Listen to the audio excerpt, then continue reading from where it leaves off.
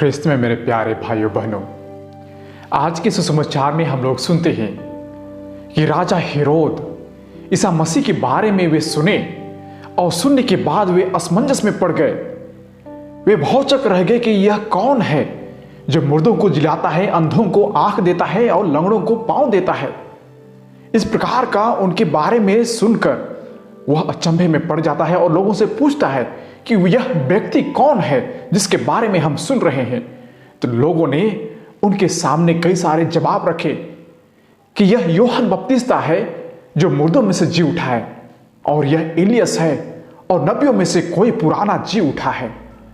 तो उन्होंने कहा कि अरे, मैं तो यूहन्ना बपतिस्ता का सिर कटवा डाला, तो फिर यह व्यक्ति कौन हो सकता है।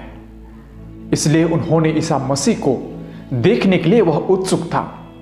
मेरे प्रिय भाइयों बहनों, हम कई बार सुनते हैं राजा हेरोद के बारे में, और राजा हेरोद के बारे में सुनकर हम कभी कभी हम असमंजस में पड़ जाते हैं, तो हम दुविधा में पड़ जाते हैं कि यह राजा हेरोद कौन है।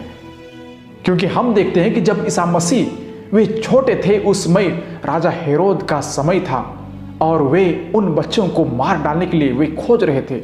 लेकिन वह राजा हेरोद, जिसे हम अंग्रेजी में कहते हैं किंग हेरोद द ग्रेट, मतलब वे अभी नहीं लेकिन यीशु मसीह के जन्म के समय थे, और उनके 3 पुत्र थे।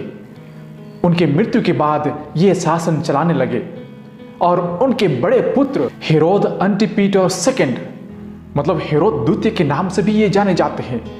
तो उस समय ये राजा थे, और इन्होंने ही दूसरी शादी की, और जिसके कारण यूहन्ना बपतिस्ता ने उन्हें वह कहा कि आप जो कर रहे हैं वह गलत कर रहे हैं, और जिसके कारण यूहन्ना बपतिस्ता का सिर कटवा दिया गया था।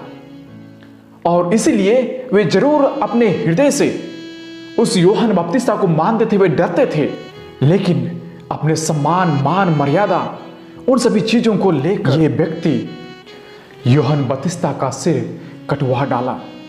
और उसी चीज को यदि हम मनन चिंतन करें अपने जीवन में भी, तो हम भी अपने जीवन में इसी प्रकार का चीज सुनते हैं, जरूर हमें महसूस होती है, लेकिन हम लोगों की बातों पर आकर हम कुछ गलत कर बैठते हैं, और जिसे हम बाद में सोचते हैं तो हमें खराब लगता है कि कोई अच्छा कार्य कर रहा है, वह अच्छा व्यक्ति था। और उसी चीज को आज के पहले पाठ में नबी हगई बताते हैं कि हम बहुत सारे अच्छे अच्छे काम करते हैं, लेकिन वह हमारे लिए कोई फायदा नहीं होता है। हम बुनते जरूर हैं, लेकिन हम उनसे लूनते नहीं हैं। हम खाते जरूर हैं, लेकिन उनसे हमें तृप्ति नहीं मिलती है। हम काम जरूर करते हैं, लेकिन जो भी पैसा मिलता है हम उस छेद वाले थैला में डालते हैं। इसलिए हम कभी भी अपने जीवन में संतुष्ट नहीं रह पाते हैं, हमें कभी भी अपने जीवन में तृप्ति नहीं मिल पाती है, क्योंकि हम परमेश्वर के वचनों से, उनके राह से हम विचल कर कहीं दूसरे जगह चले गए हैं।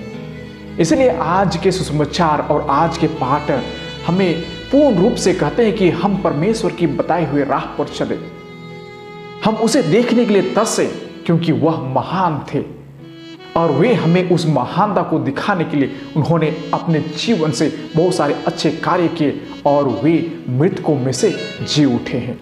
अपने अच्छे कर्मों से लोगों को प्रोत्साहन दें, और हम यीशु मसीह के बारे में बताएं, हम उन्हें पहचानें कि वही एक सच्चा परमेश्वर था जिन्होंने लोगों को मृतकों में से जिलाया, और उसी की ओर लोगों को भी हमें बढ़ाना है। आइए कुछ देर मौन रहे और हम परमेश्वर से यह कृपादान मांगे।